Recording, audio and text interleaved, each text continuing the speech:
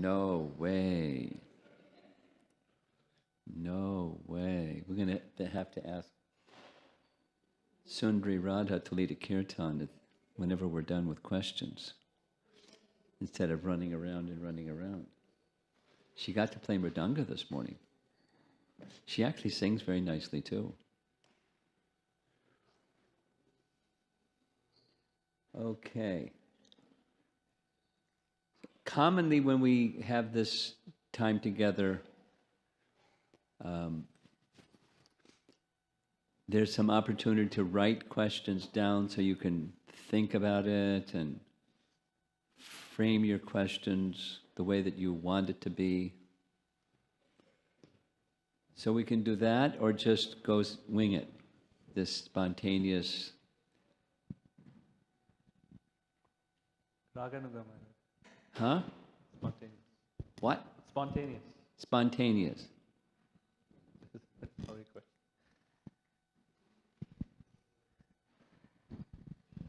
Okay, let's do both. Here comes some paper. One of the advantages of having paper and pen is you have to organize your thoughts. Now that could be a disadvantage too. But generally it's an advantage.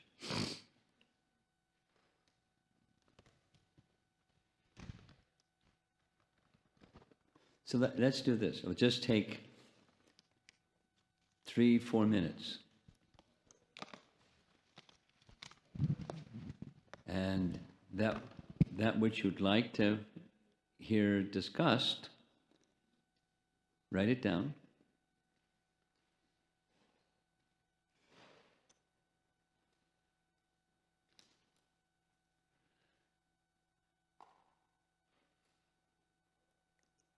You need a pen?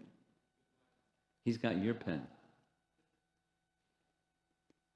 Do we have an extra pen? He needs a pen or pencil.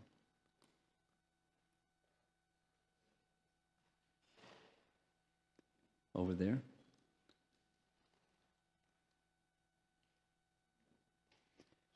What about you two?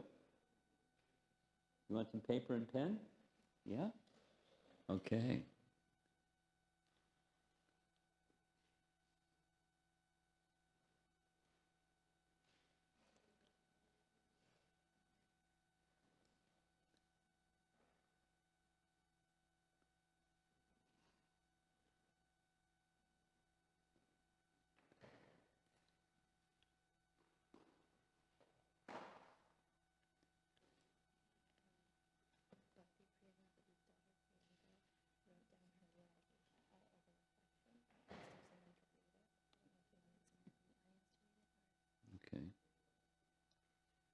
Okay. Does everybody know who she is?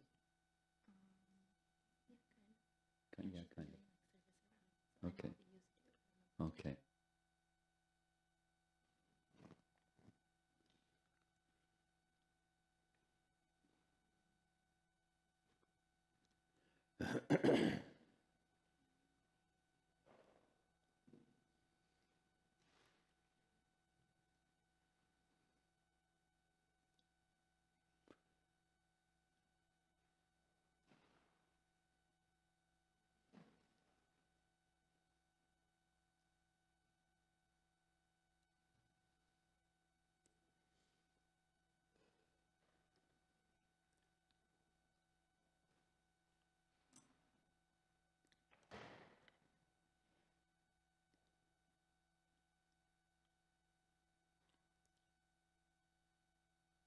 You can hand me your phone so I can read what you wrote in your phone?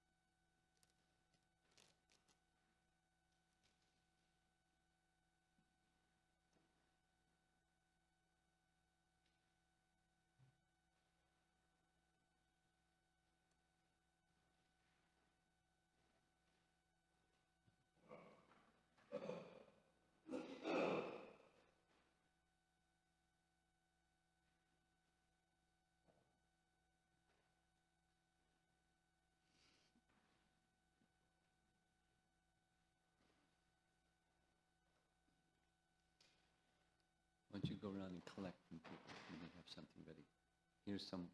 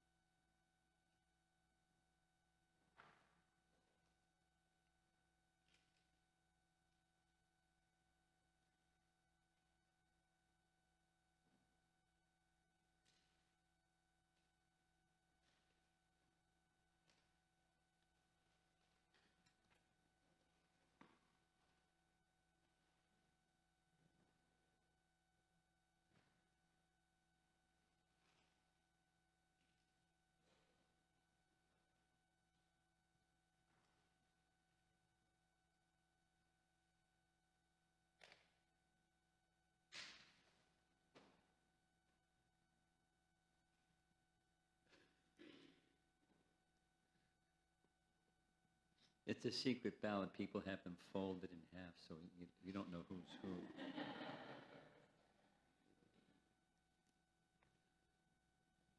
But write it clearly, because I may have to ask. I don't understand the question, so write it clearly. If you want to remain anonymous.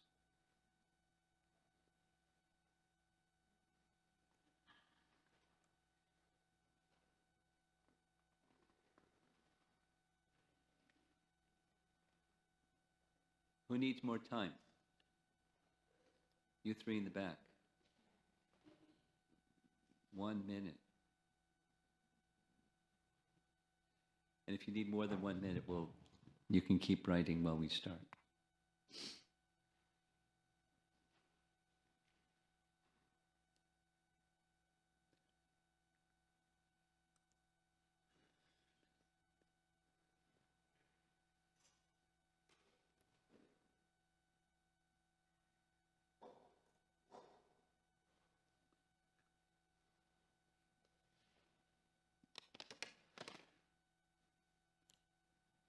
Okay, I think we're ready to go.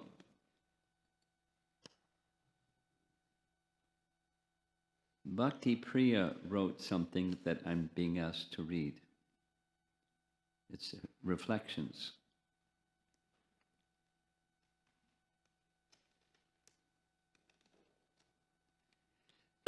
During your classes, I learned about different acharyas that I never really thought about, such as Sudama's friendship with Krishna was a factor that increased his devotion. How Haridas and Srila Prabhupada felt unworthy for the duty they were given because of their love for Krishna and doing the best for him. We also got to analyze how Brahma felt after he realized who Krishna was and went deep into the humility of his prayers. In the youth class, we looked at relationships and how connection to Krishna can strengthen them. I really love that in the classes we learned about the relationship aspects of the great acharyas with the Supreme Lord.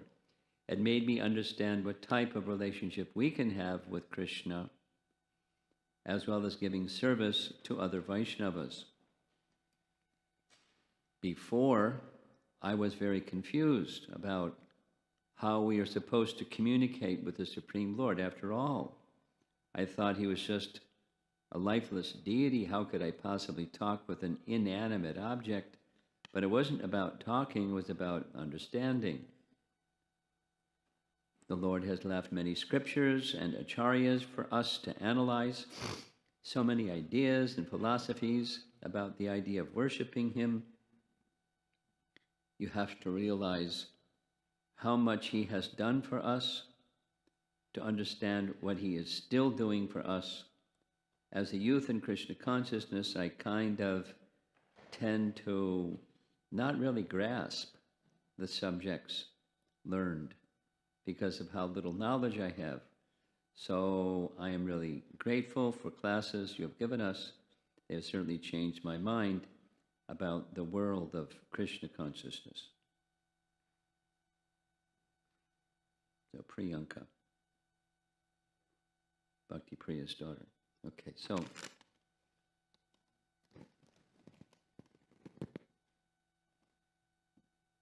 12 o'clock.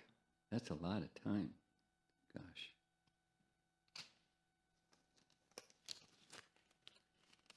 I'll start at the bottom first.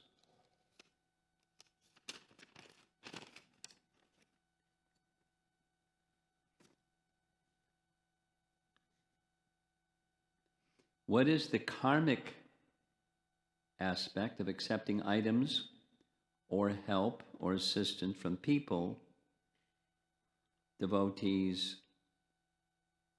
or non-devotees especially, if we are unable to use it in Krishna's service? For example, you go to someone's house, if they give you something in return, do you accept it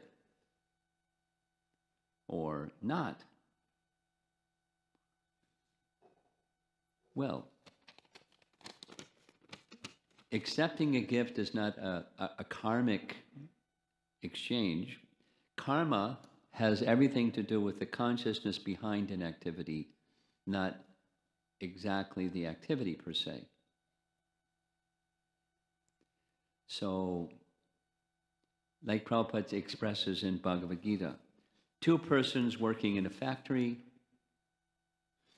Factory work means they're doing identical activity. One is in Krishna consciousness and the other is in fruitive activity. So the behavior doesn't make something karmic or non-karmic, it's the consciousness behind the activity. So supposing somebody offers you something that devotees generally would not go and purchase. Now, I guess it depends on what that something is. If it was like a machine gun or something like that, you might not accept it. Or, piece of meat or something, you might not accept it. But if it's something else that's just not in the lifestyle of devotee, you might accept it just for the sake of an exchange, a loving exchange, and then decide what are you going to do with this thing that you aren't going to use, but you graciously accepted something that somebody gave.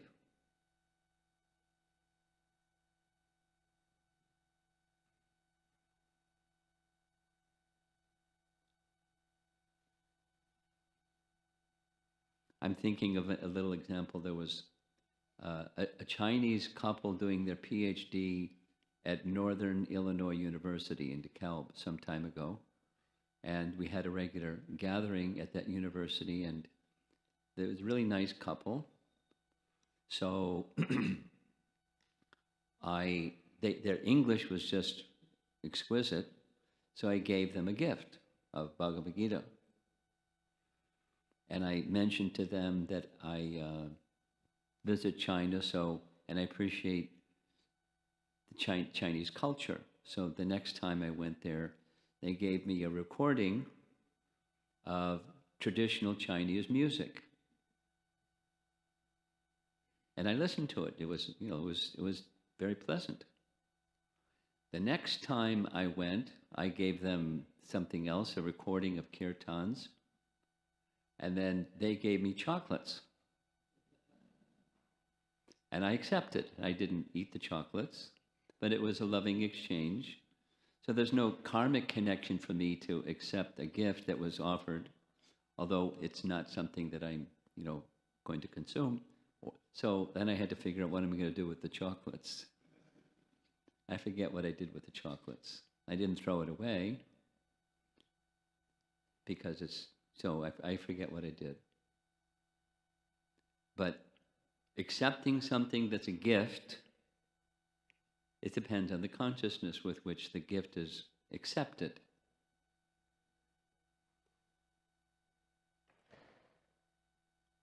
There's a nice story where Srila Prabhupada was offered $20,000 somewhere. And when it became known to the devotees that Prabhupada was offered $20,000, they informed him that the source of that $20,000 was somebody that was engaged in drug dealing. And that was the fruit of their drug dealing. So Prabhupada, when he heard that, he informed the devotees, please give the $20,000 back to the person who gave drug money. He wasn't insulting the person, but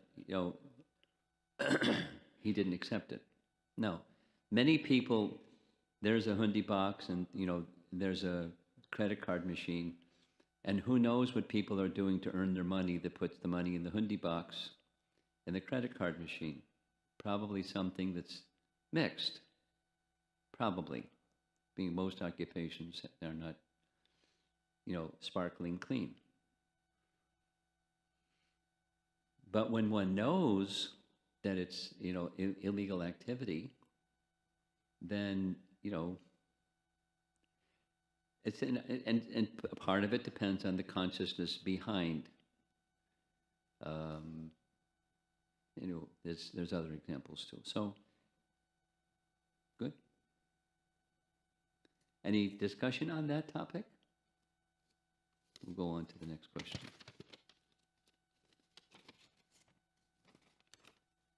You have a question?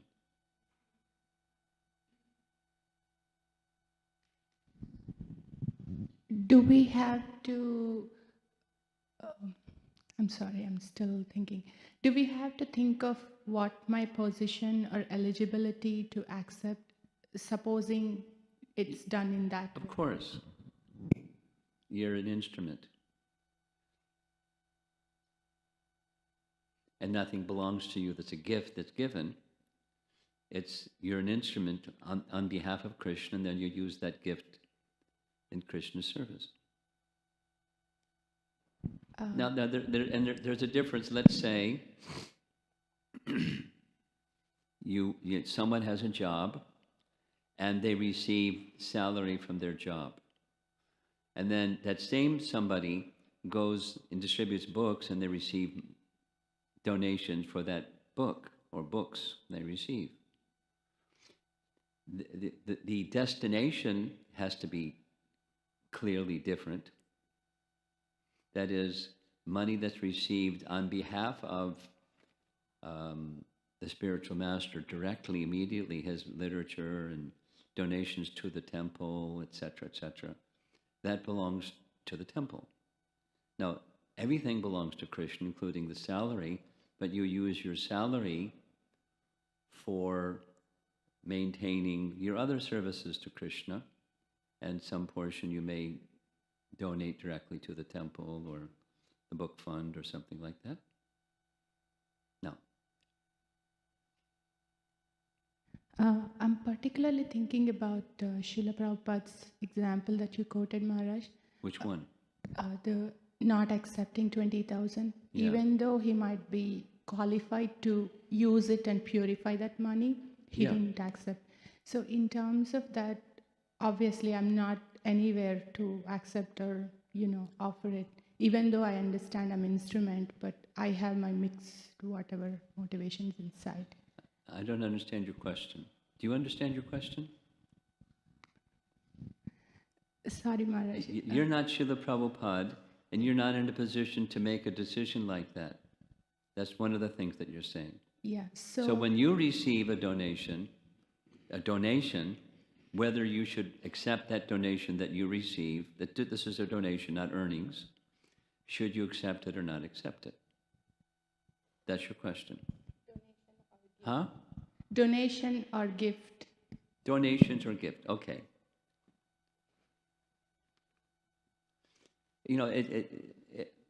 There's so many variables. There's no one answer to, your question.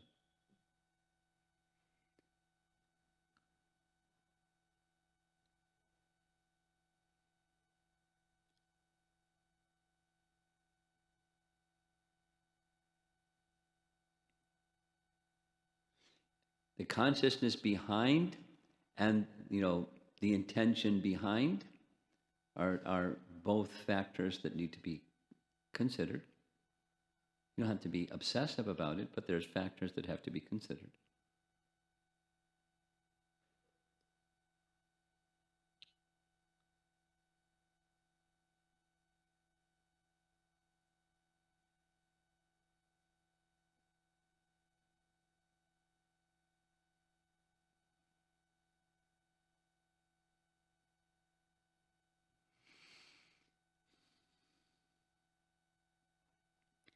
Supposing, let's just, there's so many factors. Here's one. Supposing somebody is giving a donation because, not explicitly, but implicitly, they want a favor from you. It's kind of like a bribery, not really a gift. I'm doing something for you and I have an expectation something's going to come back in the way that, you may not know or you may even know, and someone gives a gift expecting something back. So then, that's something you have to factor, depending on so many things. So the intention behind the giver of the gift and the consciousness of you as an instrument of acting on behalf of Guru and Krishna. And, so those are things to be considered for sure.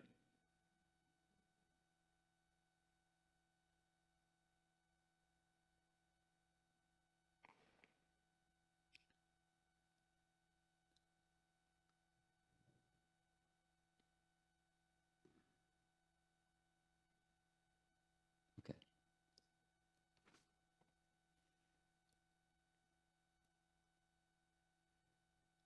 You mentioned in one slide about acceptance. It was a whole session. There were 4 points. I just remember only one. And that one that he can remember, he wants me to repeat the others. If someone does good and we don't accept, we are envious, jealous, but if we accept, it becomes inspirational. How about this? I showed that slide multiple times, and Sundari Radha will send me a little text message to remind me to send her that slide, and then she can send it to whoever came. Remember? You were downstairs in the kitchen with your apron on.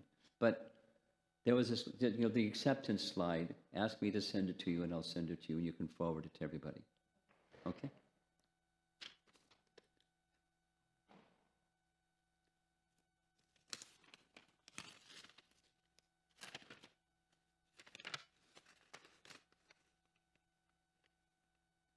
Whoa.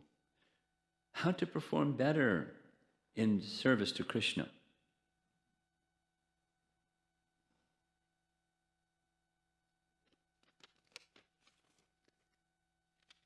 How to perform better in service to Krishna. That's pretty broad.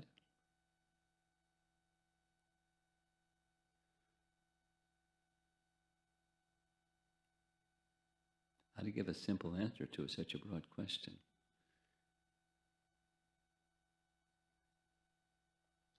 Well, a simple answer is we look to the example of our founder Acharya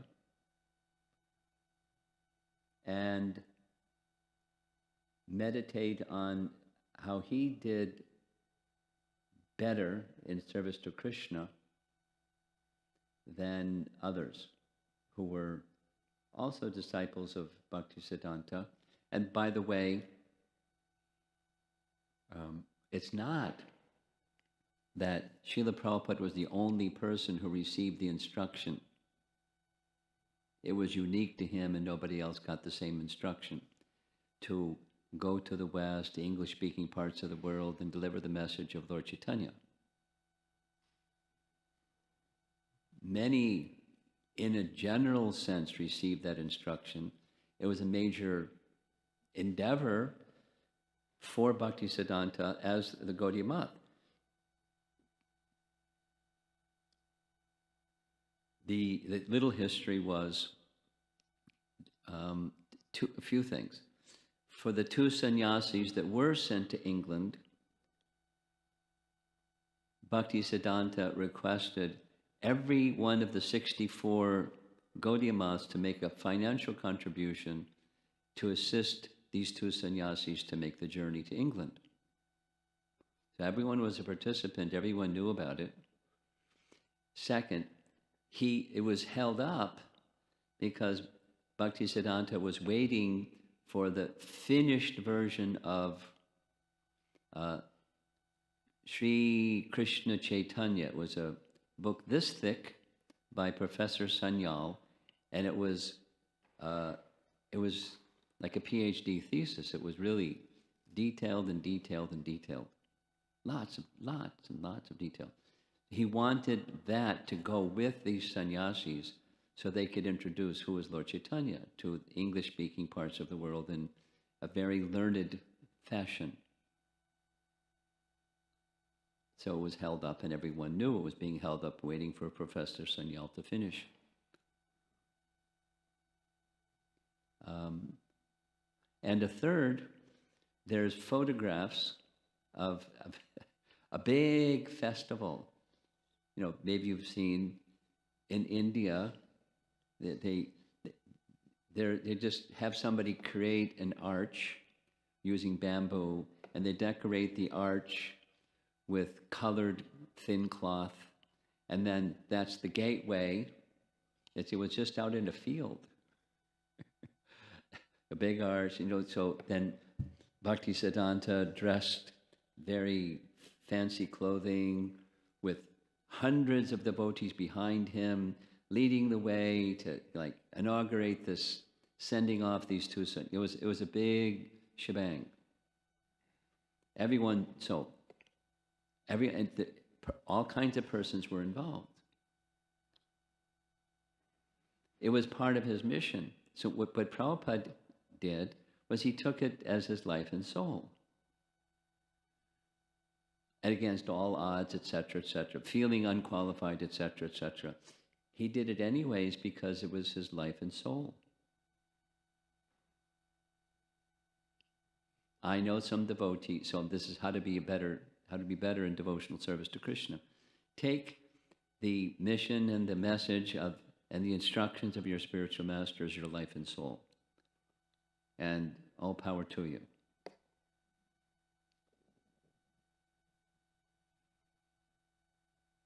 Just yesterday, a little example of this, I received a letter from somebody in China who some years ago, they asked for an instruction.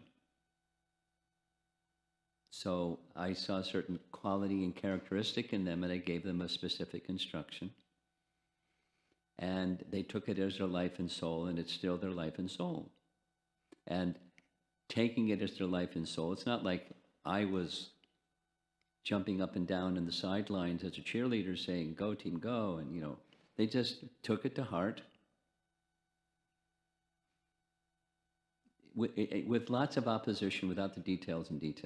The details are very interesting, but their own lack of ability, their own what they had to sacrifice, what they had to learn, how to qualify themselves, coming back to China, and then starting against, climbing a mountain, and then people saying, "Don't climb the mountain," and some people saying, "Climb the mountain," and they didn't deviate.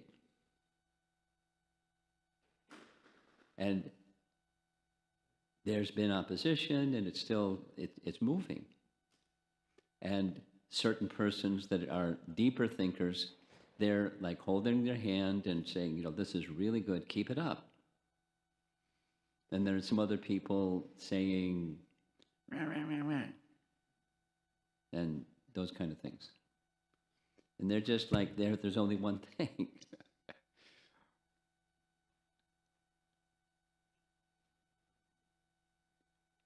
And they become very powerful as a result.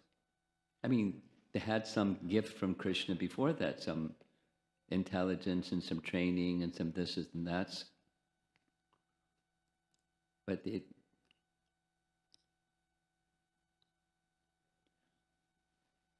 I'm remembering a section, one of the documentaries of Prabhupada. I forget the professor's name. He was a teacher in Franklin and Marshall in Pennsylvania. Professor something. I forget his name. And he was being interviewed in one of the documentaries. And he was saying, I met some of Swamiji's disciples. It was Satsrup Maharaj, because he was always interested in reaching educated people, because Prabhupada was interested in that. So he said, I couldn't believe when I heard them say Mission Impossible was practically a done deal. Like, specifically he said, this young man said he was asked by Swamiji to restart Back to Godhead magazine. He didn't say Satsrup Maharaj's name, but it was Satsrup Maharaj. And so I asked this young man, you know anything about a magazine publication other than reading one? And he said, no. But Srila Prabhupada wanted me to do it, so it's going to happen. And he said, I was like bewildered. How is he going to make it happen? Where does he get this confidence? And then some time passed, and I visited New York, and I met Swamiji, and then I understood. He just invested that confidence in Mission Impossible just because he said so.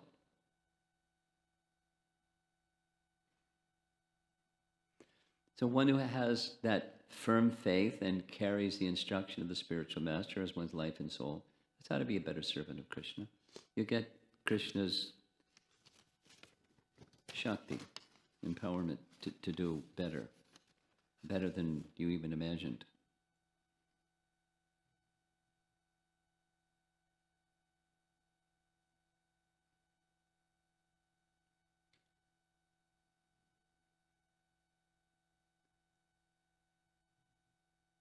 Okay, here's two japa questions. They're like this end and that end of the spectrum. What are some of the palpable experiences of chanting japa? We hear so many glories of the holy name. How can we explain to newer devotees as well as ourselves what to expect during japa? And related second question, sometimes I experience sleep or tiredness during japa. When we experience a negative experience during japa, how can we understand that?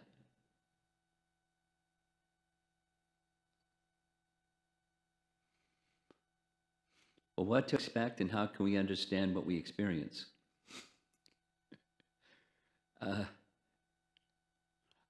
Really simple. We can expect that Krishna is very kind. That's for sure.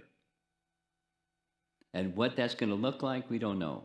But it's for sure that Krishna is very kind. That's what you can expect. And in the beginning stage, there's highs and there's lows, or hills and there's valleys. There's ups and there's downs. It's just the nature of conditioned life. So we can expect. And how do we understand when it's a valley? It's just part of our conditioning. And stay with it, because there's faith in the process and the activity that purification will come, and that valley or that low or that unpleasant experience is just part of the purification that we would be going through if we weren't chanting or engaged in devotional service, but it would look different, just be karma and not purification.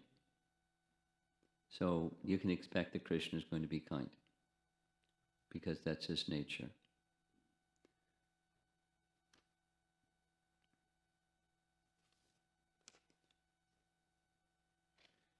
during this week that I've been here, I met some young man who 6 months ago,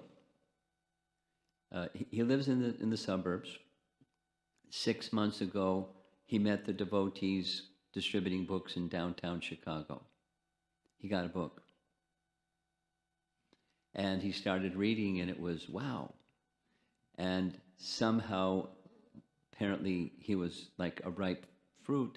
So the devotees told him about chanting. They didn't give him beads. They just told him about chanting. And so he started chanting. And he was sharing with me the very first time I sat down for chanting, I felt an emotion that I've never felt before, and I was crying. My whole body was shaking, and I didn't know what that was. So, what each one of us is going to experience when chanting, who knows? And it's not like Krishna's kind to that person and he's not kind to you and me, because that doesn't happen to you and me. Krishna's kind in different ways according to time, place, circumstance. And some people. Some people need an encouragement. Some people, hearts are soft. Some people are, so many different circumstances. But purification. And, stay with it for the long haul, because to get into the place of darkness that we're in, it didn't happen overnight, and to get out of it isn't going to happen overnight. It's a journey, commonly because we're attached to temporary and expecting happiness that is of the temporary nature, and we hold on to our material, not to the sufferings of material existence, but to the sources of our sufferings. So generally it's a gradual process. And so what can we expect? Krishna's kind. And the experience is going to be whatever it is, out of the kindness of Krishna.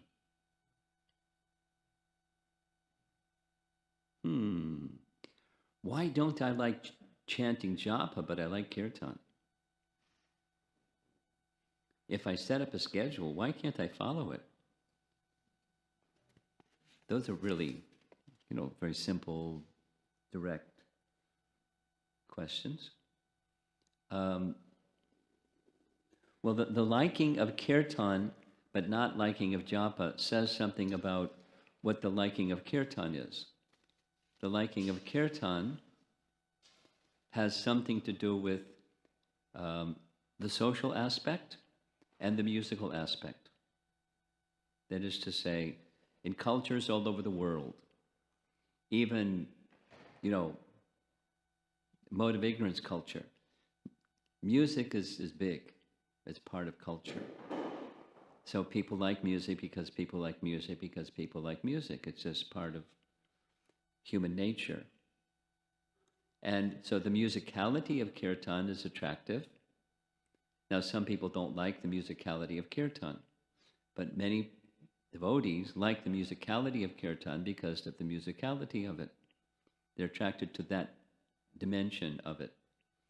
And then there's a social aspect. That is, you're with other people and there's social interaction. When you're chanting japa, those two things aren't there. It's just you and the holy name.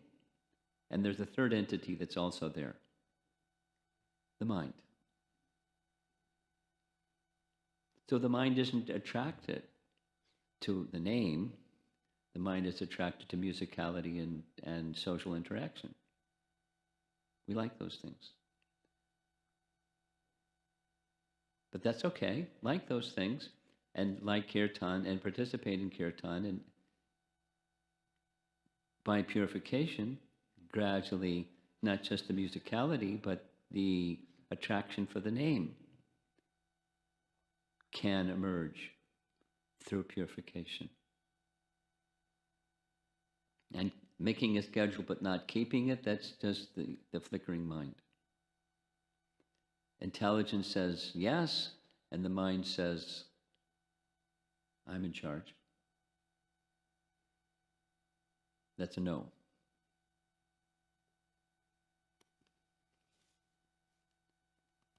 We're conditioned.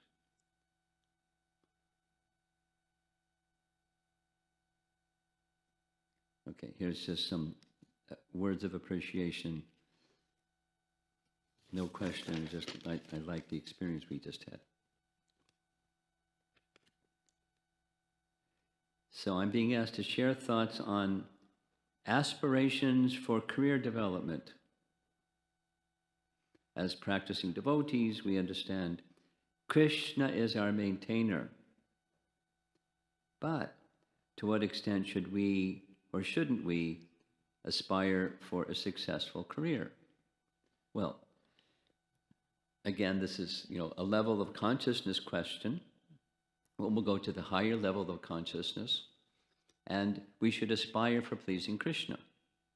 And part of pleasing Krishna, while he's our maintainer, we don't just like lie in a hammock and sip lemonade and say, Krishna, go ahead and maintain me, I'm ready.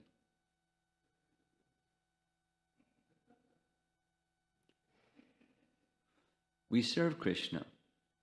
And when we're serving Krishna, it's not our boss or our quality or our intelligence or our combination of things. And that's what's maintaining me, and Krishna's over there just waving, Haribol to me. I'm not the doer, but I'm a servant, and my service is connected to Krishna's reciprocation as my maintainer. So I do, but it's Krishna that's maintaining me. So when I am engaged in a career or preparing for a career or, just going to school, or younger persons that may not have a career goal in mind, but going to school. So why should I bother going to school? Well, somebody says I have to go to school so I can get a career, so I can maintain myself, so I can have some ability to serve Krishna. So even the going to school part or the career development part, ideally, it's seeing that in connection with service to Krishna. And that he is my maintainer, but I'm not going to ask him to maintain me. I'm going to be his servant, and he's the one that's maintaining me in the activities of service that I'm doing. Somebody want to discuss this some more?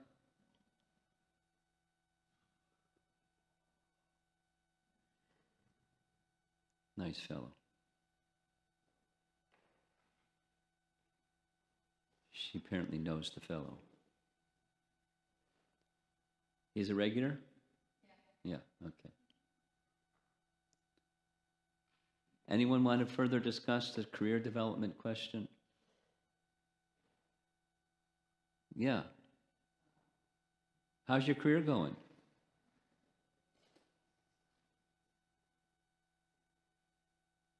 You don't have to answer that. He's having some difficulty.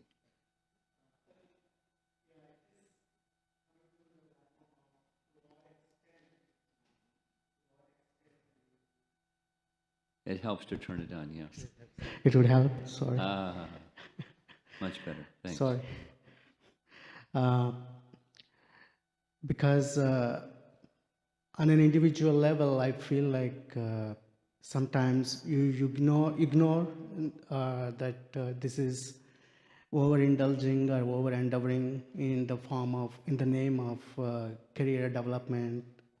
If I have too many aspirations, maybe it will come in the way of my service to Guru and Krishna. Although that itself is also service, but yeah, that's the idea. That's the idea. Intelligence should guide all your activities, and then it becomes time management. You have more. Okay. It becomes time management. That is to say, there's too much and there's too little. And it's not, like a balance between too much and too little. It's just there's so many hours in the day and in the week. So depending upon, or in the month, depending upon how you like to schedule yourself, or combination. So this much I can commit to my bodily requirements, and this much I can commit to my career requirements, and this much I can commit to my sadhana requirements, and this much it's not. That's time management, and I prioritize the big rock. That's my sadhana. I don't compromise that one for anything.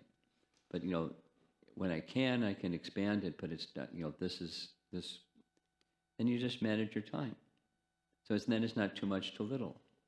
If you feel that you need to take, hit the refresh button and spend a little less time or a little more time on career development, then you decide that. And then just follow the schedule, because that was the question. It's not easy, because we get distracted, and something that's pressing on me takes the priority, and then the thing that's, the block of time gets squeezed. And then there's different times of the year, just like this young fellow sitting next to you has been through some difficult, marathon. And so that was known ahead of time, and he's managed his time accordingly, and just some things didn't get done because he knew he wasn't going to get them done, and they'll have to come later. So that, so there may be periods of time that you go to plan B by design or by circumstance. And then you go back to plan A. And you have to have a flexible plan A, but a basic plan A. And then it's just time management. Then it's not too much, too little. There's somebody that's not here right now that just had a discussion with me a while ago. They put the career development in the back seat. And it was deliberate. And they're not regretting that they did it, but they feel it's now time to put the career development now, because there's other things they gave priority to, and it is given stability to their personal life, their family life, their spiritual life. They're ready to reprioritize. The career development's going to come more towards the middle seat instead of the back seat. By design. Because they wanted, there's the strong sadhana in place, and not make the mistake of career development displaces core sadhana. And they've gotten strength from that decision. Now they're ready to. So then it be a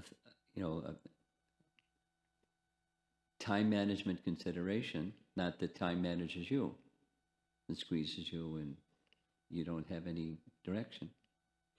Okay? Yeah.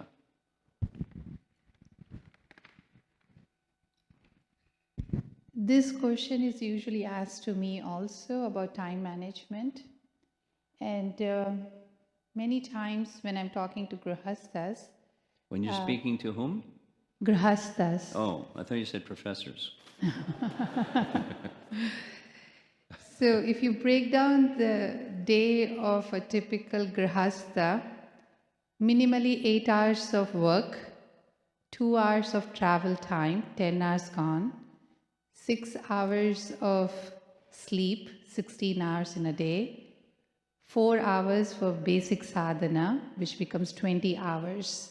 Then you're left with 4 hours in which you have to squeeze in time for your services, family, and other emergency or practical things at home. So I'm trying to see, when you say time management, no matter how much you try to do time management, you're always short of time. And then there is always this constant demand for, because if somebody really has this kind of regulated sadhana, it's natural, you're chanting, your responsibilities grow in services.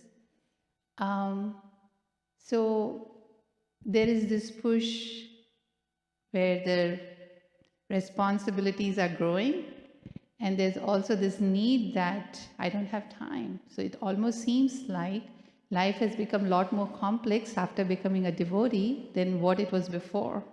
Because even weekends are totally gone because there is something happening.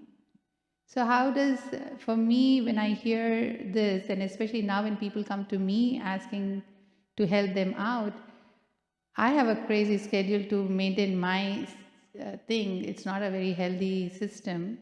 So I don't know how to help because I myself don't know what the solution is. What you're speaking is reality. It's not, exaggeration of any kind. So accepting the reality of the situation that you described.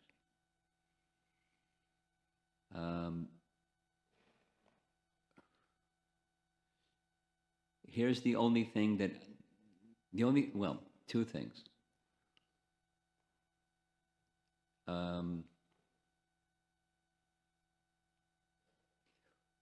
When one's inclination, inspiration, etc., drive to do service increases from quality, proper, sustained sadhana, hearing and chanting, and there's only so many hours in the day, the two ways of describing. Krishna, who is the controller of everything, including time, makes it possible that you as an individual, or the grihastha as an individual, can be more focused and more effective and accomplish the same thing in less time. Now, it doesn't mean that, the result of that is the sadhana, instead of being 4 hours, shrinks. It just means that there's focus, and the focus results in strength, and that strength results in the effectiveness in each and of the everythings that you do. For example, of these 4 hours that's discretionary, and gets crowded with more things than there is time to do those things. When you're taking care of your deities, or you're interacting with a family member, or you're in the kitchen, or whatever, whatever goes into those 4 hours, you're more focused, and so the exchanges are more meaningful because you're more focused, and you're Krishna-centered and Krishna-focused and focused on the person. The time spent is not this much time, but very focused and very satisfying time. Now, more satisfying if there could be more time, but there can't be more time. So my answer, one of the two answers, one of the two responses, besides what you spoke as reality, it's just, as Krishna consciousness increases, one's capacity to accomplish things, the same thing in less time, becomes possible by Krishna's empowerment. Now you're raising your hand before I got to the second one. Go ahead, give her the microphone. As the capacity increases and to do things more efficiently, what I noticed is then somehow Krishna Gives you more. gives more. Yeah, So I'm very familiar with the territory.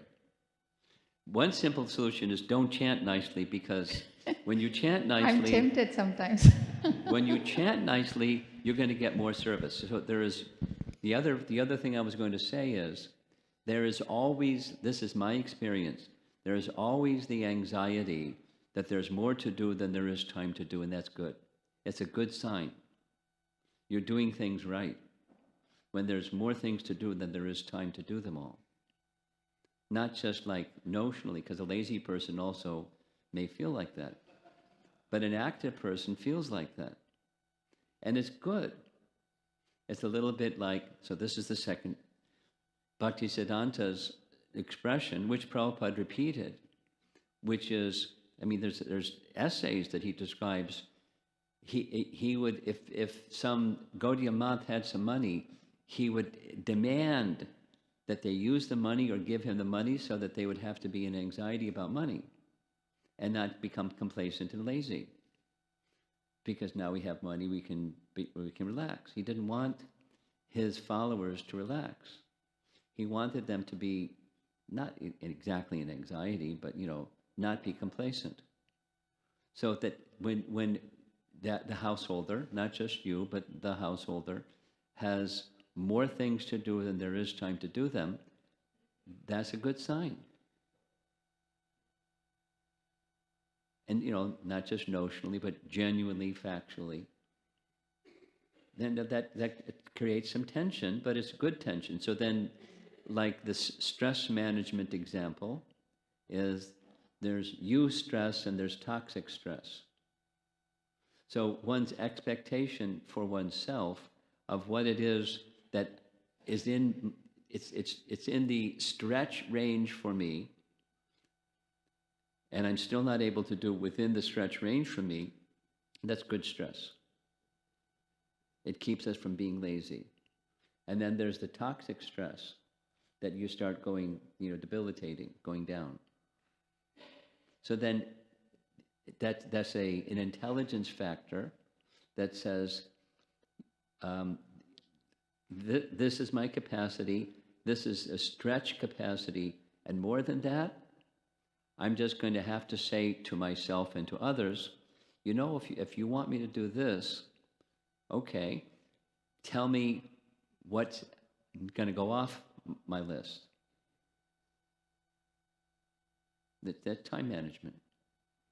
But there's always going to, it's good, there's always more to do than there is time to do. And then capacity to, this is my experience, capacity to do more than you were able to do yesterday. And then Krishna gives you more to do.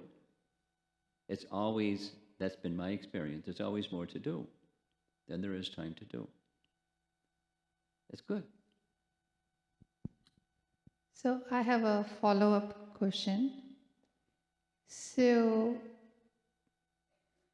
most of us live in a devotee community, at least I would say here in the temple or Naperville, at least these two communities. There are a group of families who live close so that they can render services.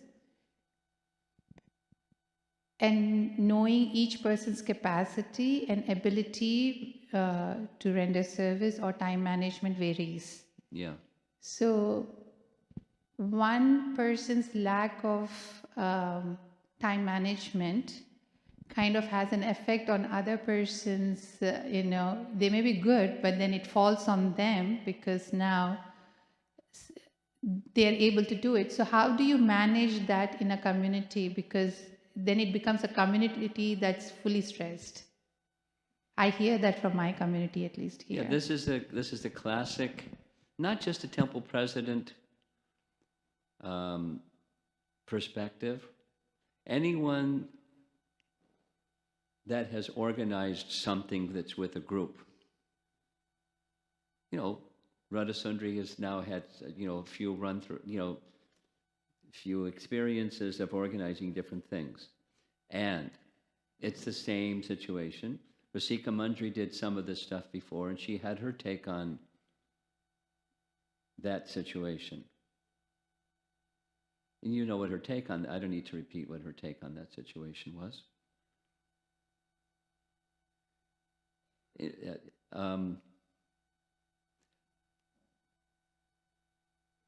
So what you said is true, but it's also reality. That is the same reality that a few people do a lot, and some people do very little, and some people just compliment you, gosh, you're doing a lot, and they just keep walking. And then you're like, excuse me, would you like to help? Oh, you're doing a great job. I got to chant my rounds, Prabhu, or something. I can't make a sacrifice because I have my priorities. And that's just the way it is. That's just the way it is. And it's been the way that it is since 50 years. It's the way it is. So it's like the donor pyramid, that 20% give the 80% and the 80% give the 20%. And some other people just stand around and say, hey, you guys did a nice job. And they don't do anything. To you saying that why is it that always we have been asked to step up? How do you respond to something It depends like that? on you. I know how I respond. I just said it. It's just that's the reality. And then different persons. She introduced us without giving the names of the cast of young girls, young ladies, who were her team. And they probably did an ocean of work along with her mom, because those are the people that do stuff. There's, without naming names, I'm sure there were some other people also. But, so, that's just the way it is. So let's work together. This is, it depends on how I would speak to different leaders about that situation depends. Or the followers. Let's find another person or two, or like with the deity worship in the temple. There was a time when it was Renta Pujari. The revolving door, our one person comes and gets his green card, and the day after he got his green card, he disappears. It was just part of the revolving door program. And some people didn't even wait for the green card. So that was awful. And then the pendulum went the other way. And then, so the practical solution is a combination. And it's still a struggle. And in one sense, that's good. In another sense, it's not good. I mean, I was just visiting. So it's going to take some time to build the this is my term, infrastructure. Like in Los Angeles. I was in Los Angeles, whatever it was, 10 days ago or something like that. And I said, compliments to all of you, because here's a temple wherever I go, whenever I come, I can always rely on really quality deity worship. And it's not just the head pujari over there. It's a community that's really dedicated. Now, I believe they have some R1 persons, but it's largely a community. But it happened because Srila Prabhupada invested gobs of money to buy those apartments they couldn't afford now because they're too expensive. And the community lives in walking distance from the temple. Now, we don't have that blessing. This is Rogers Park. And so it's a struggle. So how do you say to the people, the question, well, how do you respond? Let us work together. Let us work together to find other persons who wish not to twist their arm, to be. Because when it's joyful on the altar, persons want to be part of the joyfulness. Some people are going to say, oh boy, you guys are doing a great job. But some persons think they want to be part of the joyfulness. And I was thinking this morning, at some point in time, Radha Sundari is going to want to Sundari Radha is going to want to find someone that she can train as an apprentice that can do the Sundari Radha after her. Because that's what leaders do. They want to have an apprentice and then step back and let that newer person take on the function. Because her life is going to evolve like everyone else's. So you as a leader, or any one of us in our different roles, we want to see persons come to the next level. So the persons that are saying, how come we have to do the other people? Let us together collectively find the other people. At least one other person. They not twist their arm, but they have their respect their time management requirements and jump in the pool. Become part of, with boundaries, part of what's going to make this happen and lively. which is by compliment to not just to Svabhas and the head pujari, but to the community. It takes time to build a community. It takes time to maintain. Once there's a community, it's easy to build something and then it dissipates over time. It's just the nature of time. So it takes a quality person to build and to maintain. So you with your team, find persons who can have inclination for this and that and the other thing. And a long-term, intermediate, and a short-term solution. It's not easy. I invite anybody to be temple president for a little while and see what it's like. Or you don't have to be a temple president. You can just be, Radha Sundari Radha's right-hand man or lady. See what it's like. There's a lot of stuff going on. And she's smiling. She does have a good sense of humor, too. She does tell good jokes. I like her jokes. Middle school jokes. But they're nice. It's nice. It makes it lovely and lively. Thank you for your service. And I do hope you are successful, because I'm sure you're talent scouting. Find other talent. In reference to Brahma's prayers, I want to clarify my concept about the difference between the speculators and the Mayavadis. New paragraph. You also mentioned two types of Sayuja Mukti.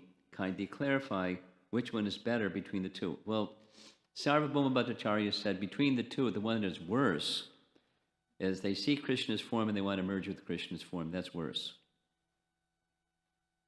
What happened to those who merge into the body of Krishna, like Aghasura? Well, they merge into the body of Krishna. That's what happens to them. Like, Krishna's body is whole. It's not like he's made up of different parts. But they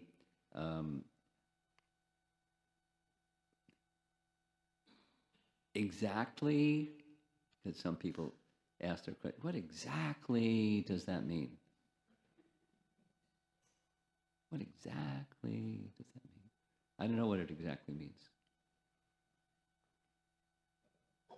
They merge into the body of Krishna, and what are they, just like hang out in the body of Krishna? Doesn't sound so bad.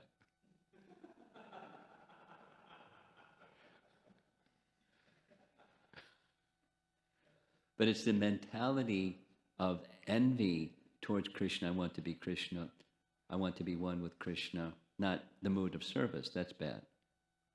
So exactly what it means, I don't know. I can research. In reference to Srila Prabhupada's pranam mantra, kindly clarify who are nirvishesha, nirvishvadi, and shunyavadi. So, nirvishesha is the Buddhists. No, nirvishesha is the Mayavadis, and shunyavadi are the Buddhists, Voidists. Are the Paramatmavadis also kind of impersonalist?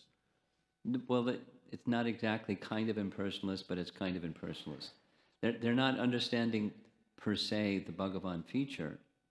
In that sense, it's not yet fully personal, but it's not Brahman either, the featureless, undifferentiated. It's not that kind of impersonal.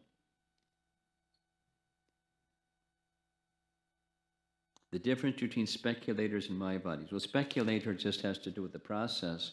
A Mayavadi has to do with the conclusion of that process. Because let's just say a speculator could speculate on something material, having nothing to do with the source of everything. They can speculate on whatever. What's the temperature outside today? I mean, I don't need an answer. I could say, one can speculate sit here in the room, I would say the temperature outside is, and somebody said, no, no, no, the temperature outside can't be that because there's sun, so it's got to be something else. Or the wind is blowing, so the temperature has to be something else. So there's 3 different views on what the temperature is without really knowing what the temperature is.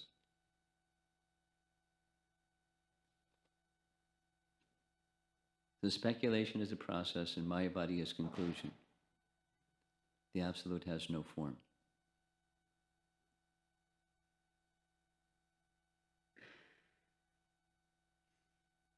Here's a Bhagavad Gita question. A wise person should not lament for the living or the dead. Also, as we learned yesterday, we should pray to be kind to living beings. So you're going to ask, should we be kind to dead beings too?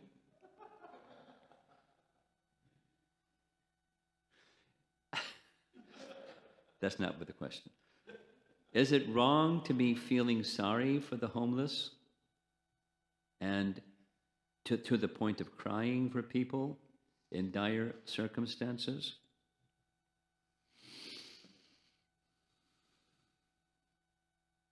Well, this has a yes and no answer.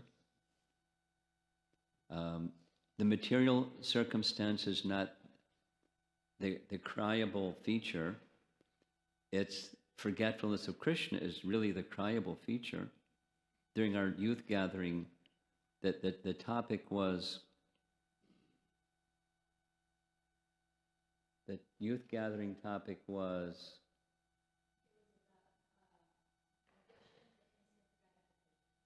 yeah. So the compulsion to indulge in instant gratification, like social media and other things. So I was just commenting, it's not just youth, because I travel quite often, and I see well-dressed business people, older age people. I'm really surprised with the older age people. And they, they're like technology dumb, but they're sitting there for hours doing these really dumb games. And I don't even know what the purpose of the dumb game is, but it's just mind-numbing, just watching these little things come and go, and then someone else is playing solitaire, and someone else is, one of those guys that jumps from this to that, and they do it again, and they do it for hours. And then it gets a score, and then it does a reset, and they go back again. One father had 2 teenage kids. The 2 teenage kids were watching violent movies, and he was playing his game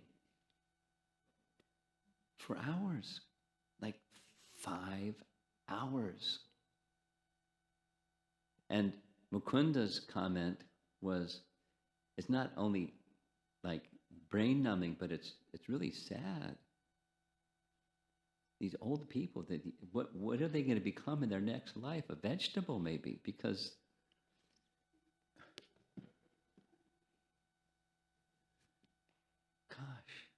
it's really sad. And they can't stop. They're addicted. They can't stop. As soon as they get off the plane, get their bag, and they're walking down the hall to get their baggage claim, and they're doing the game, and they're walking down the hall. They're addicted. Where's their thought going to be on at the time of death? Anyway, so it's very sad. So is it okay to feel sad? Yeah, it's okay to feel sad. But the sadness is not just they're making themselves into vegetables. The sadness is the real purpose of life is just forgotten. So on the one hand, and on the other hand, we don't cry, and on the other hand, we cry.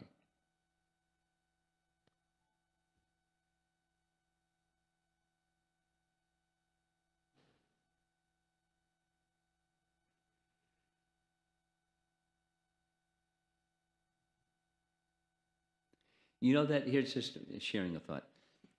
The BBT has been through this torturous exercise of dealing with that purport from Srimad Bhagavatam in which Prabhupada writes, a woman likes to be raped. Because they've gotten blasted for editing the original writings of our founder Acharya. So there's like 16 different options, put an asterisk, make a footnote, put a compendium in the back, and this, and I just completely edited it out, or whatever, because it's obviously Prabhupada didn't intend that. So there's one testimonial that Malati offered, was when Prabhupada was told in his room in Los Angeles that Saradiya and her husband Vaikuntanath were sent by Srila Prabhupada to Trinidad. She was raped in Trinidad. When Prabhupada heard it, his hands trembled and he began to cry and said that person should be killed. Now, should we have feelings when somebody, but he is a transcendentalist, so, the man from the neither the living nor the dead, right? So, Kesara Sara. She got hers or something. That's not our founder Acharya's position. So why did he write that? Anyway, they still don't have a conclusion. Because they have to do something, but they're not decided about what to do. They've taken surveys, they've done cartwheels and backflips, and they still don't have an answer what to do.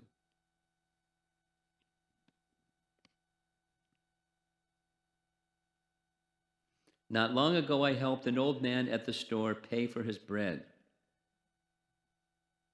But they had to run his purchase, and I saw too late, he also had wine. I was so upset, and I thought, what a big offense. Krishna will be upset because I misused his energy. Tell me, am I only supposed to help devotees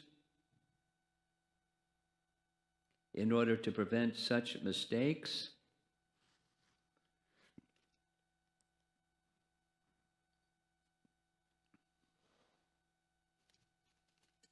Well, we don't only help devotees because all living entities are Krishna's parts and parcels. And we are thoughtful about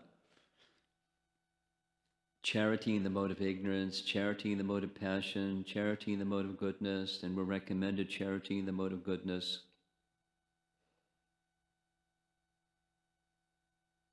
And therefore, we want to do things that are not just in the mode of goodness, we want to do things that are transcendental. So there are decisions in life that are not easy, like how to give in charity to people that are in need. And since we have limited, just like we have limited time, just ask Kemangi, she'll tell you all about it. We have limited financial resource. Ask any one of us, and we have limited financial resource. So we have to then make priorities about how we're going to use our limited financial resource, and then designate some portion of our financial resource to that which is transcendental charity. And that's ideal. Now, what does that look like? And can be singular or diverse or whatever, but that's ideal. Charity that's given for that which is going to be of ultimate benefit for many, many, many, if not all living entities. So that's ideal, and we have limited resource. So that's like a simple solution. And that the recipient of that charity doesn't have to be devotees, supposing it's food for life.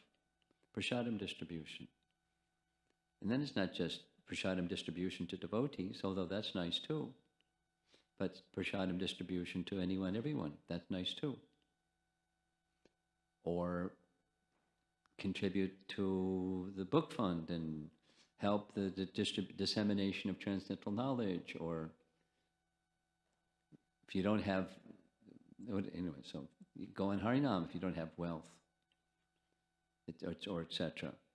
But, use your time and energy and finance resource that does beneficial work for others. It's 11:25. I think we're going to... Is everyone feeling restless and we should just end? We're okay. I guess the restless people are already left.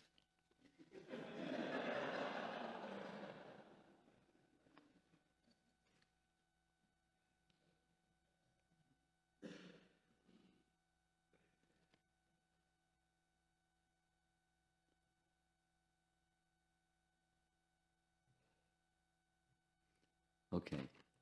This is interesting language, but I'll just read it.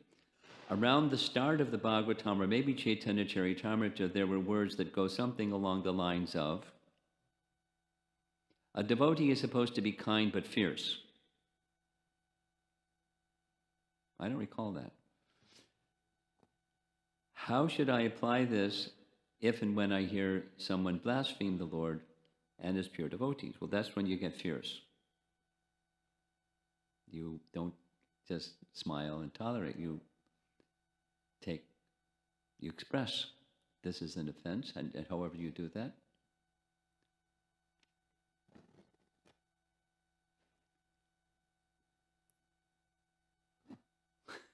What does it mean to do one's duty when I just want to run away to the temple?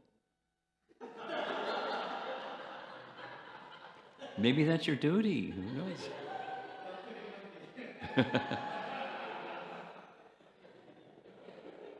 Did you write that one?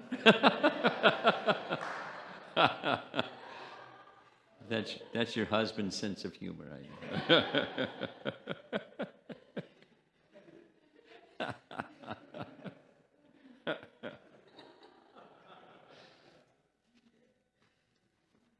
Well,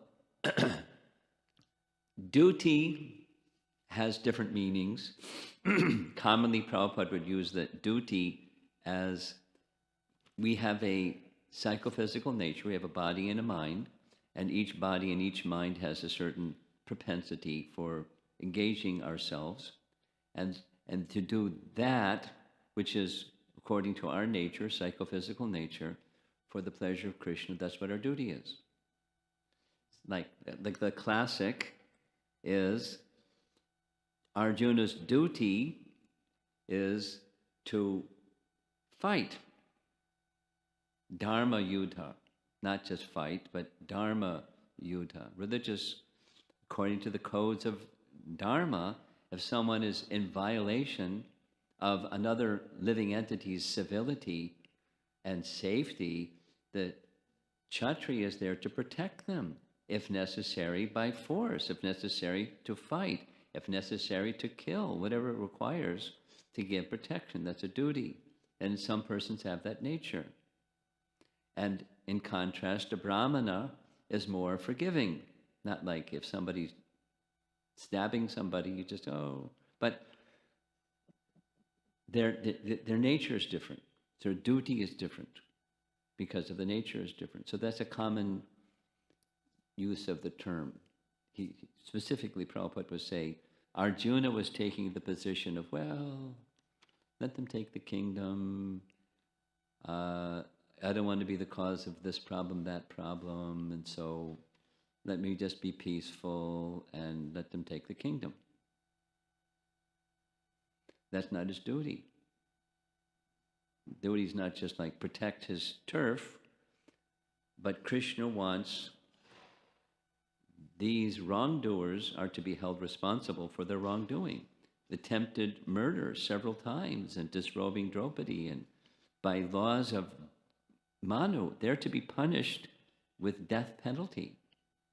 And if a Kshatriya doesn't check people that are punishable by appropriate penalty, if necessary by force, then they're neglecting their duty and innocent people become hurt. So persons that have that authority, they should exercise their authority in the appropriate, commensurate to the situation manner.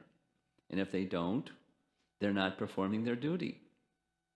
That's, commonly the sense of duty. So if someone says, I just want to run away to the temple. So that it reminds me of a verse where twice in the Bhagavatam it says, if one doesn't perform duty in the worldly sense of duty, but engages fully in the service of the personality Godhead, for that person there's no fault. There's no bondage of karmic reaction for non-performance of duty. Now, it shouldn't just be, hey, I'm lazy, I don't want to do what I'm supposed to do, so run off to the temple. Not that. Use myself as an example. My mother and father had an expectation of me, career-wise and so forth. And, get married so they can have grandchildren wise and all that stuff. So, I disappointed them. I ran off to the temple. But the running off to the temple wasn't because, I didn't want to have a career and didn't want to have that botheration of family life. And so I ran off to the temple so I could duck out of my duty. It was a higher calling, and that fulfilled that duty in a higher way, because the purpose of that duty would get to that place. So I just went to that place. Just unrestricted, unconditional, unmotivated service to Krishna. That's nice. That's the goal of duty.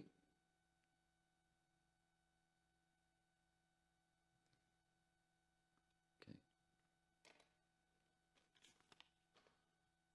But this last question is tips for maintaining discipline for things like japa books and service. Well, yeah. What's the by understanding what's the purpose of those things, or step back even further, what's the purpose of life? Like, what is it?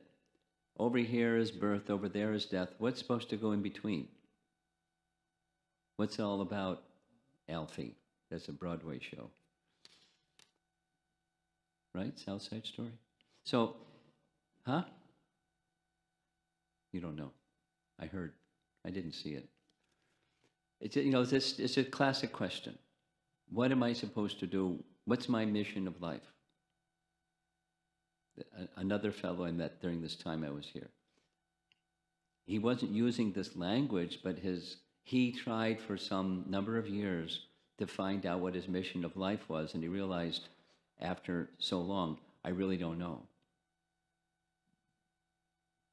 And it was like, on the one hand, sad, but on the other hand, a big relief to know that he doesn't know, because he had another idea and it just kind of evaporated. It hurt that the idea evaporated, because it was rooted in false ego. And then when he realized it was just rooted in false ego, it's not really who I am or my mission in life, he felt not like suicidal, but he felt that life is now gone. Now who am I? That's a tough spot to be in, but at least he's honest. And most people aren't being honest like that. They don't know. And they don't even know that they don't know. That's really sad. And so they're doing this.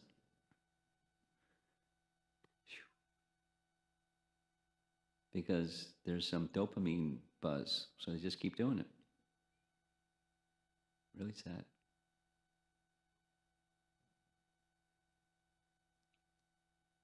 Okay.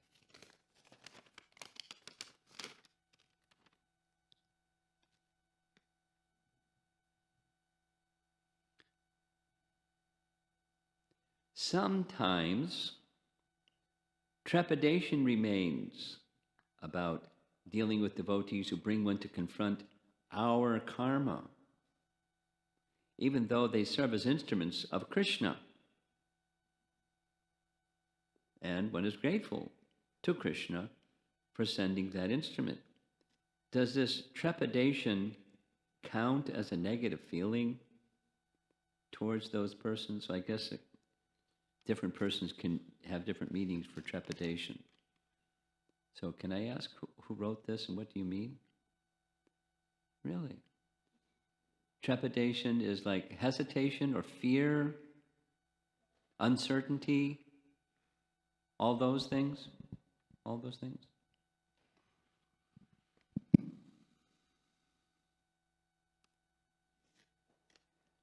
Does this trepidation count as a negative feeling towards those persons? No.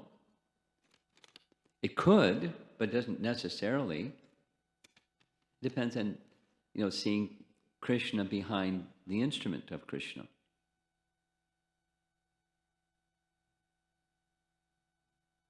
That depends on one's Krishna consciousness, and one's Krishna consciousness can go up and down.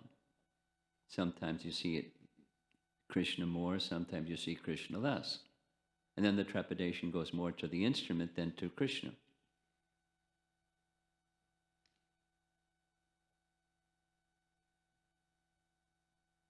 Is that all right?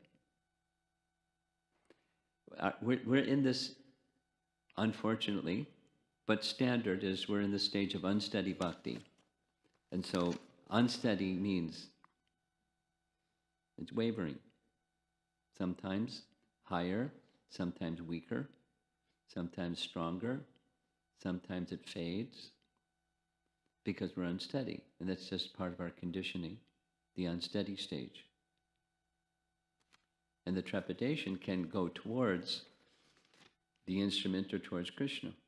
Because ultimately it's Krishna. It's my relationship with Krishna.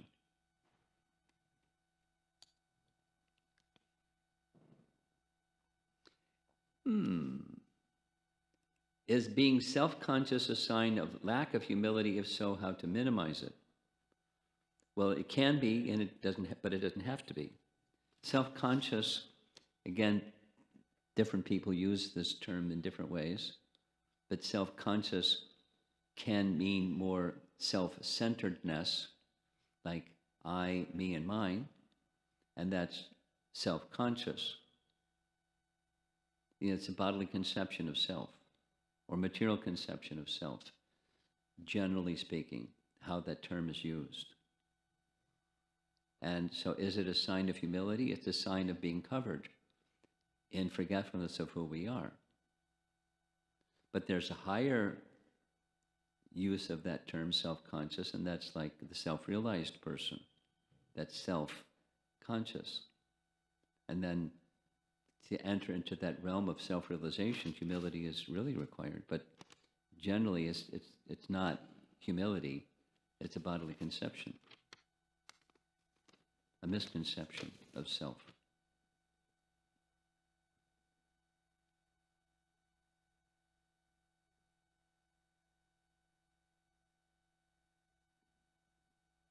Because of one's past hurtful experiences, sometimes there's an inner struggle to make deep relationships with devotees. Then fear arises if I cannot make relationships with the present set of people around me. Krishna is so,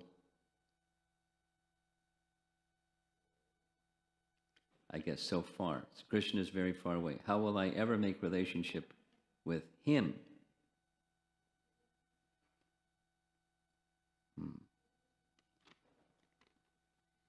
Well, I'm not really sure what this is, what's the thought behind this, but if one has been hurt, and therefore it's difficult to invest trust in others because one has been hurt, and it's through the medium of those who are representing Krishna and carrying Krishna bhakti that I'm going to get closer to Krishna, and Krishna is far away. How do I make a relationship with Krishna in my present situation? If I've understood the question correctly, it means slowly. That's how. Little steps. Start with something that's a doable little step. Like a doable little step is establish a relationship through reading Prabhupada's books with one who is worthy of my trust, and I don't have to be fearful because I was hurt in the past. Because not just, he's no longer physically present on this planet, but even when physically present on this planet, he would not do something hurtful. So start there. That's a starting point. And establish through hearing and chanting, Shravanam Kirtanam, a relationship with our founder Acharya, and take shelter there in a personal relationship through hearing and chanting. That's a beginning. And then there's others. One may be cautious because of being previously hurt, but find persons who are trustworthy. Well, find one person who you can communicate with on a one-to-one basis and open your heart to that person who is trustworthy, and establish a relationship with that trustworthy person.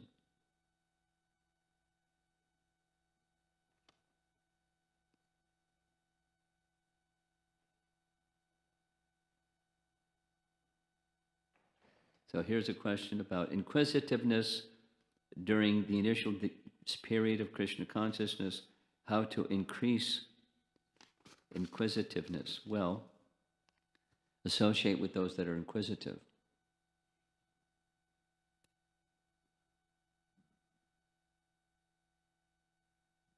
There are those that are inquisitive. And associate with them, and your inquisitiveness will increase naturally. Or just go, take a few giant steps back and just ask yourself, what's important to me? And then you come up with different things that are important to you, and then say, well, okay, longer term, what's important to me? And then keep going, longer than that, what's really important to me? What's the goal of my life? What's the mission of my life? So then it's very personal, and then, you start to see other things in terms of that fundamental thing, fundamental question, inquisitive spirit. And then it expands into other things, all different features and facets of life. Okay, we're at 20 minutes before the hour. Any additional anything? Comments, questions?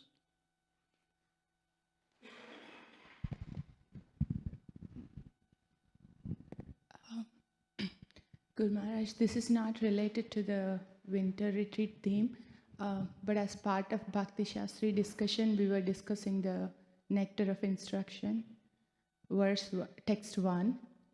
So in the purport, Srila Prabhupada writes, these instructions are meant for the neophyte devotees.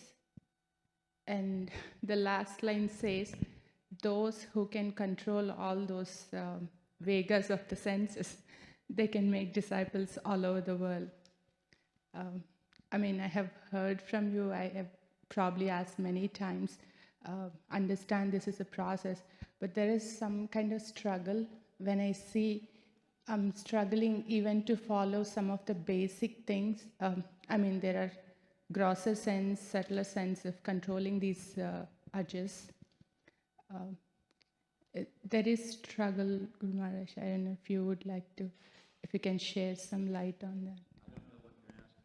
I thought you were asking, the beginning is about neophytes and the end is about making disciples all over the world. And then you went to, I struggle with basic things. I don't know what you're asking. You know what you're asking? I'm not. Sorry, Maharaj, let me try to rephrase. So we understand.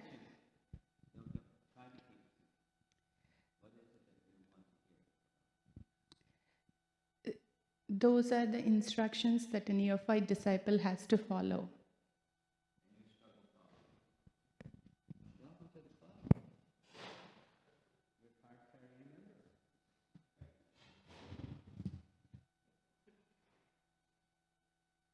So what to do? That's your question? What to do when you struggle doing the basics? That's your question? Yes? Not exactly what to do, but how do we understand that? We see there is this path, this journey to really able to go there. I'm not clear what your question is. Are you clear what your question is?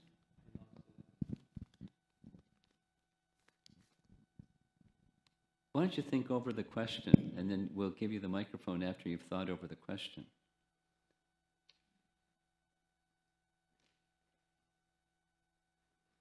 I can easily talk, that's not a problem, but I want to respond to what your question is. She wants the microphone. You don't want the microphone. Does anybody want to add something, question something? Because otherwise we'll close up.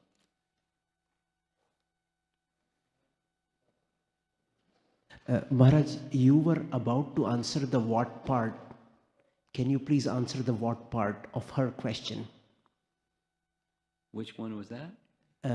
The struggle, when you are struggling with keeping up the basic practices as a neophyte devotee or maybe an advanced devotee. Practice. That's what you do. With faith. Abhyasa. That's what you do.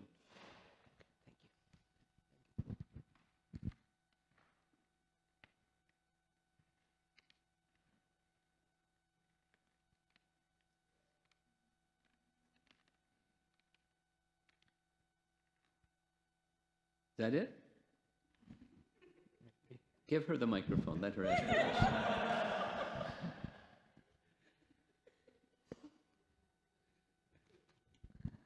So, how to deal with the fact or a feeling that I'm unable to even keep up the basic neophyte practices? I'm unable to even follow the basic neophyte practices. How to deal with that fact and that feeling. Oh.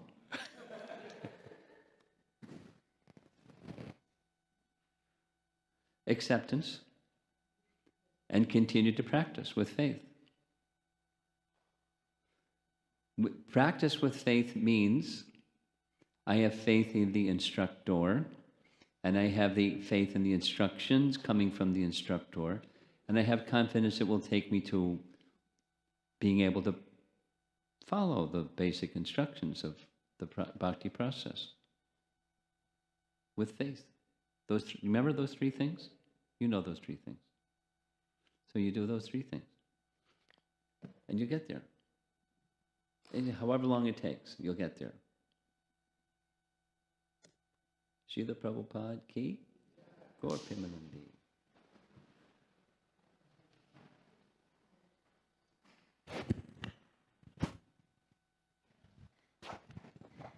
Thank you, Maharaj, for answering all of our questions. And thank you so much for this service. Today, the next thing on our schedule at 12 o'clock was for us to attend Rajbhog Arati. But when I was downstairs during breakfast, there was a whole mob of devotees around me saying, "There's no service hour on the schedule? Like, how can that be? We have to have a service hour. It's our last day." So we heard your wishes. And we have a service hour, our last time as a family that we all clean up the temple. So I actually have a list of things that just need to be cleaned, and I counted the people in the room, and if we all take one service, we can all be done in about 30 to 40 minutes. So if you can come meet me, I can sign you up for one of the services, and then we have an incredible lunch at 1 o'clock, and that'll be the end of our retreat. So thank you all very much. Hare Krishna. See you downstairs.